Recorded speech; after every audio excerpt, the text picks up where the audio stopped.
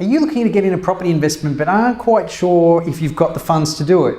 Well, you could be sitting on a treasure chest and simply not know where the key is. Keep watching because I'm about to show you how it can be done.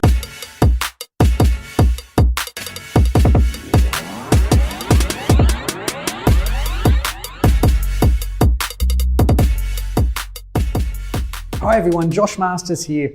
And today I want to talk to you about accessing equity. It's probably one of the biggest fundamental things that people overlook when they're going to invest in property. And many people don't even know that it's there. And look, as a buyer's agent, a lot of the clients that I work with, they're time poor, working parents, they've got kids. And a lot of them don't know that the house that they've invested in many, many years ago actually has a considerable amount of equity in it that you can use to invest in property. So today I'm actually going to talk to you about how much equity can actually be accessed to invest in something else, because you can't take everything out, and there's a little bit of an equation to it, but it's very, very simple. So we're going to work it out on the wall here, and you can see I've got a few gorillas to help me out. You can see the little gorillas up there. Hi gorillas. So we're just going to do it on the wall behind me. So we're going to use the example of buying a property way back in the day at say $500,000.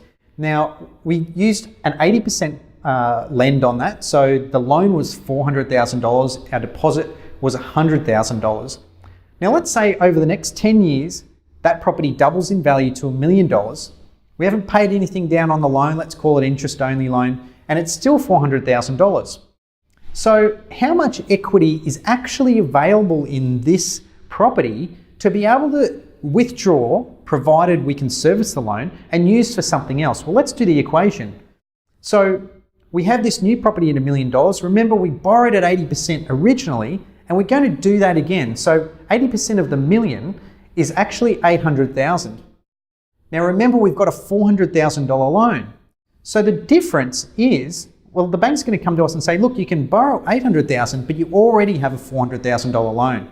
So the amount of equity accessible is now another $400,000. And that's as difficult as it gets. That's how you work out your equity position on your home. You take your 80 or 90% lend on the new value, you take away the amount you already owe from that value, and that's how much potentially, provided you can service the loan, that you can access.